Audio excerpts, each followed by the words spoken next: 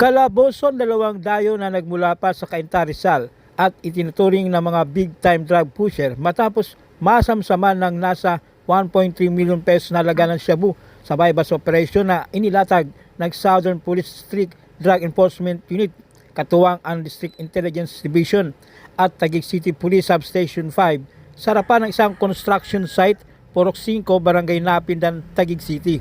Kinilala ni Police Major Silio Tomas Jr., hepe ng DDEU, ang mga suspek na sina alias Bib, 53 anyos, residente ng Barangay San Andres, Cainta Rizal, at alias Tony, 30 anyos, residente ng Barangay Planters, Cainta Rizal.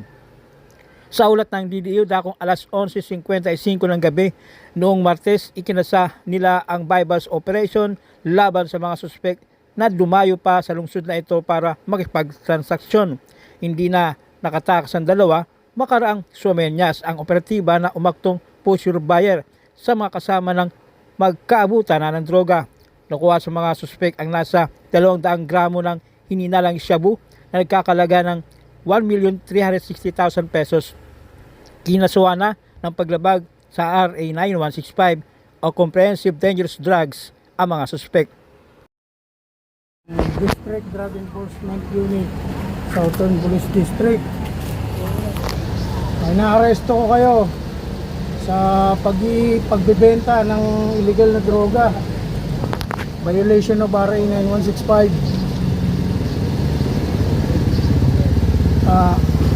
Kayo ay may karapatang manahimik. Ano man ang sasabihin nyo, maaaring gamitin pabor o laban sa inyo. Kayo ay may karapatan kumuha ng sariling tagapagtanggol na iyong pinili. At kung wala kayong kakayahan, kayo ay pagkakalooban ng isa. Naintindihan nyo ba ang karapatan nyo? Sagot.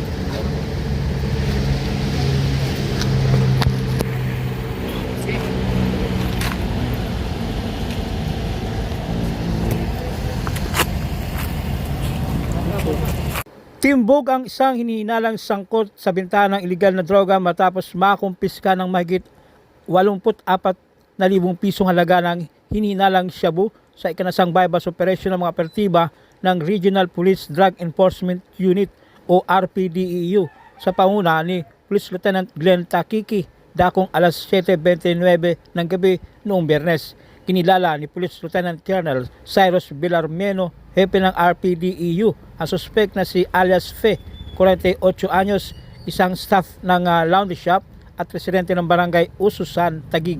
Matagumpay na nakabili ang pusher buyer sa suspect ng isang sachet ng hininalang shabu sa halagang 1,500 pesos. Kasunod nito, inaresto ang suspect at na-recover mula sa kanyang pag-iingat ang isang 500 peso bill na ginamit bilang mark money, 5 medium size plastic sachet ng hininalang shabu na nagkakalaga ng 84,320 pesos. Kinasuhan ang suspects ng paglabag sa Section 5 ng Article 2 ng Republic Act 9165 o Comprehensive Dangerous Drugs. Isang street level individual o SLI ang nahuli ng mga tauhan ng Drug Enforcement Unit ng Pateros Municipal Police Station sa ikanasang bypass operation. Nakilala ang suspect na si alias Kevin, 31 anyos, residente ng Barangay Aguho, Pateros. Isinagawa ang bypass operation ng mga operatiba ng Station Drug Enforcement Unit sa panguna ni Police Major Agorin dakong alas 7:20 ng gabi sa De Jesus Street, Liborha Compound, Barangay Santa Ana, Pateros.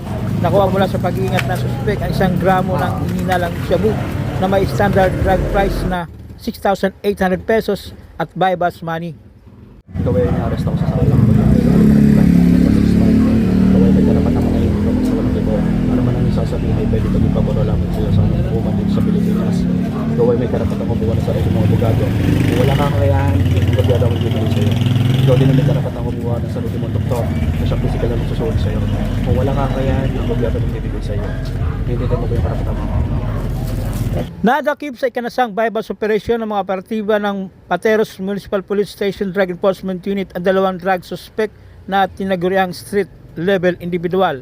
Kinilala ni Police Major Crisanto Aguilin, hepe ng SDEU, ang mga suspect na sina alias Jose, 57 anyos, residente ng Barangay Poblacion, Pateros, at alias Adrian, 24 anyos, residente ng barangay Santa Ana, Pateros. Base sa report ng SDU, naganap ang pag-aresto sa suspek sa Rosales Street, barangay Santa Ana, bandang alas 11:45 ng gabi noong Lunes. Sa ikinasang bypass operation ay nakumpiska sa mga suspek ang 2 gramo ng pinaghinalaang shabu na may kabuang halaga na 13,600 pesos at bypass money. Kinasuhan ang paglabag sa sections 5 at 11 ng Article 2 ng RA 9165 o Comprehensive Dangerous Drugs ang mga suspek.